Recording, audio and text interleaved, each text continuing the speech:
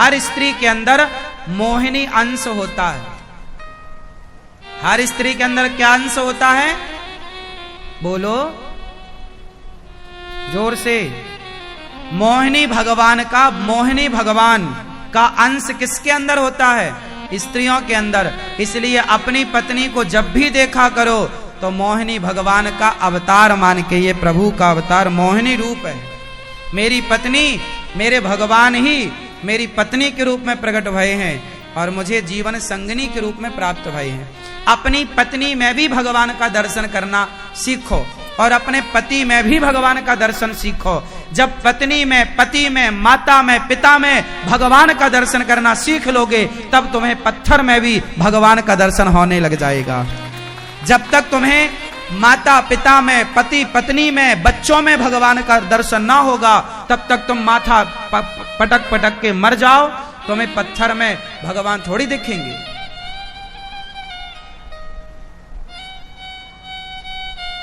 जो अपनी माता में भगवान को देखता है, जो अपने पिता में भगवान को देखता है। अच्छा एक बात बताओ, जब बच्चा स्कूल जाता है ना तो पहाड़ा होता है, पहाड़ा उसमें पढ़ता है A for apple, B for ball, पढ़ता है का कमल का, खा खरगोश का, गा गणेश का, है ना। जब वो बच्चा पढ़ता है हा से हाथी तो फिर क्या होता है? स्कूल में उसने पढ़ा हा से हाथी, तो जैसे ही बाहर निकला तो स्कूल के बाहर की गली में हाथी था, पहचान गया, हाथी हाथी। माँ ने पूछा कैसे पहचाना? बोले आज मैंने पढ़ा है, आज मैंने हाथी का चित्र देखा है, आज मैंने हा से हाथी पढ़ा, हा से हाथी पढ़ा। अब सोचो कि उस हाथी की फोटो देखने से बच्चे ने असली के हाथी को पहचान लिया कि नहीं? सही बताओ। फोटो देखी तो फोटो होती है, ना बोलता, ना खाता, ना पीता, ना सुनता, पर फोटो देखने से जब असली मिला तो पहचान गया। उसी तरह भगवान की फोटो क्यों होती है कि फोटो देखने से, हाथी की फोटो देखने से हाथी को बच्चा पहचान गया, तो भगवान की फोटो देखने से जब भगवान मिलेंगे तो भगवान को पहचान सके। इसलिए मंदिर बनाए जाते हैं, भगवान की आकृति पत्थर में उकेरी जाती है ताकि वो इस आकृति को देखकर उस परमात्मा को पहचानना सीख ले। पुस्तक वाले हाथी को देखकर वो जंगल वाले हाथी को पहचानना सीख ले। उद्देश्य इसको हाथी कहना नहीं है, उद्देश्य इस हाथी को पढ़ाने से वो रियल का हाथी पहचान सके। हाँ या ना? उसी तरह मंदिरों में भगवान जो हैं, इनकी प्रतिमा देखने से, इनका स्वरूप देखने से उस परमात्मा का स्मरण हो जाए। जैसे तुम अपने बाप पिता की फोटो देखते हो ना तो पिता की याद आ जाती है, पुत्र की फोटो देखते हो पुत्र की याद आ जाती है। ऐसे भगवान के मंदिर में जब भगवान को देखते हैं तो भगवान की याद आ जाए। इसलिए ये मूर्तियां हैं, इसलिए मंदिर हैं। लोग कहते ना मंदिर क्यों जाएं, भगवान तो सब जगह हैं। इसलिए मंदिर बनाए गए क्योंकि वो उस परमात्मा का प्रतिनिधित्व कर रही है। यह मूर्ति उस परमात्मा का साक्षात्कार करा रही है। अच्छा एक बात ध्यान से सुनना कि मंदिर में जो मूर्ति है उस मूर्ति को भगवान के रूप में वही देख सकता है जो अपनी माता को भगवान के रूप में देखता हो,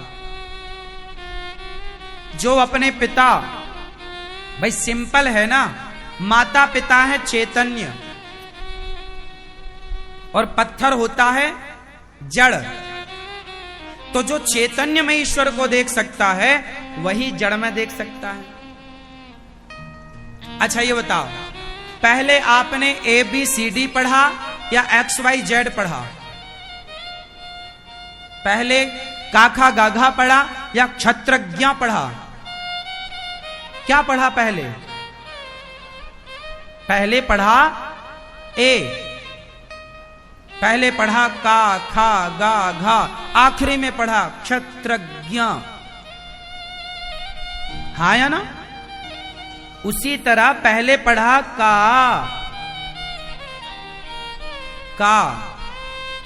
ईश्वर कहां है? माता में। माता में भगवान को देखो, पिता में भगवान को देखो। जब माता पिता में ईश्वर को देखने का अभ्यास हो जाएगा, तब फिर अभ्यास कहां हो?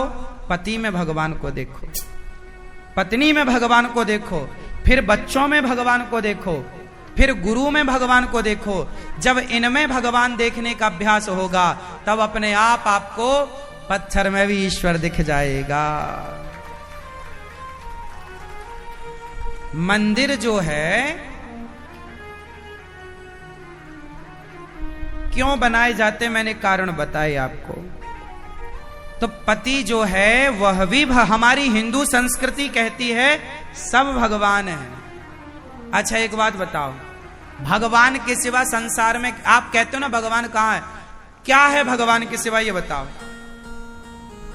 क्या है भगवान के सिवा? कुछ नहीं। भाई घड़े में माटी है या घड़ा है? घड़े में माटी है कि घड़ा है?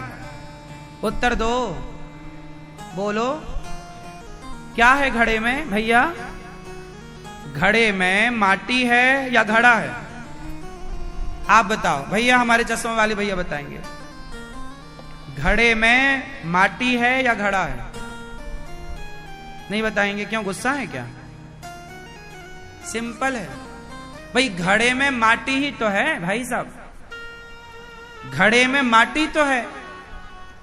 घड़ा में घड़ा कहां है?